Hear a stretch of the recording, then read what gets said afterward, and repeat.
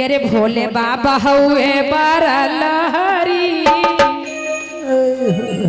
कहना है दीदी कि भोले बाबा हुए बड़ा लहरी, भांग पिए गगरी के गगरी।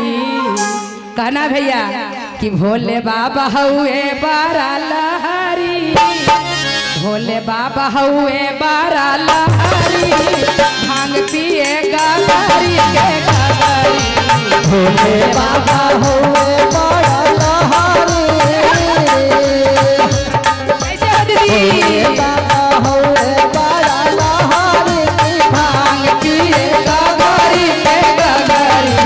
भोले बाबा हुए बड़ा लहरी, भांग पिए गगरी के गगरी। काली दीदी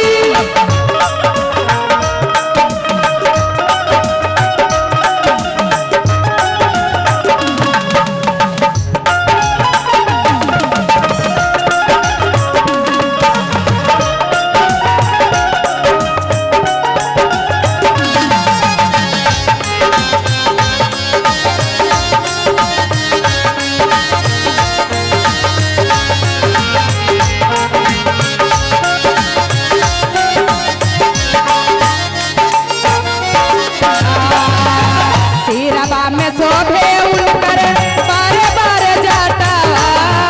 बड़े बड़े जतर बड़े बड़े सिरवा में शोभे उनकर बारे बारे जाता। बड़े बड़े जतर बड़े बड़े कहना दीदी आरे जाटावा से गंगा मैया लहरी, भांग पिए गगरी के गगरी। जाटावा से गंगा मैया लहरी, भांग पिए गगरी के गगरी। भोले बाबा हुए बड़ा लहरी, भांग पिए गगरी के गगरी। क्या बात है भैया? काली दीदी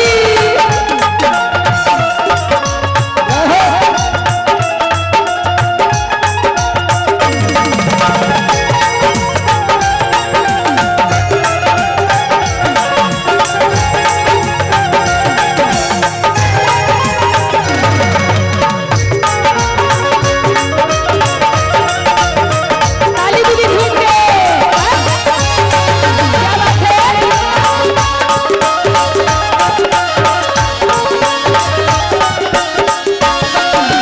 कहना दीदी बाघ पीडम्बर शिव के मनहु ना भागे,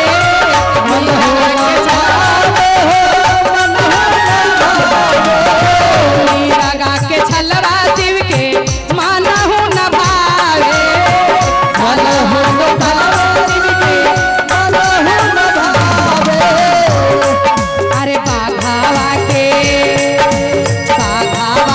छलवा कहाँ लहरी, भांग पिए गगरी के गगरी। छलवा कहाँ लहरी, भांग पिए गगरी के गगरी। भोले बाबा हुए बड़ा लहरी, भांग पिए गगरी के गगरी।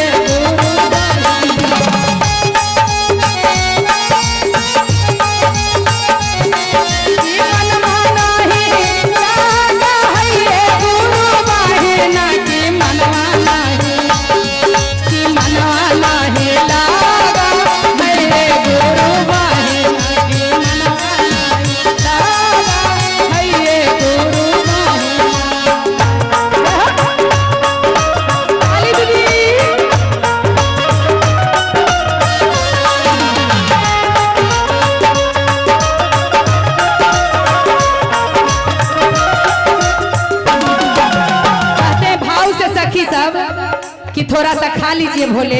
कहते हैं मेवा मिठैया शिव के मानहु ना भावे,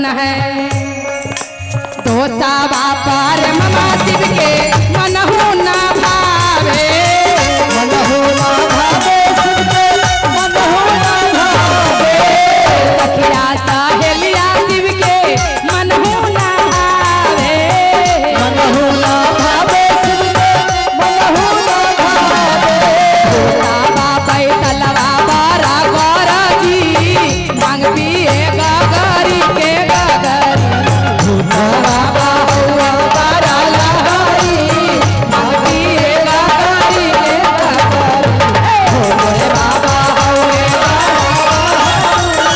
मांग पिए गगरी के गगरी भोले बाबा हुए बारा लहरी मांग पिए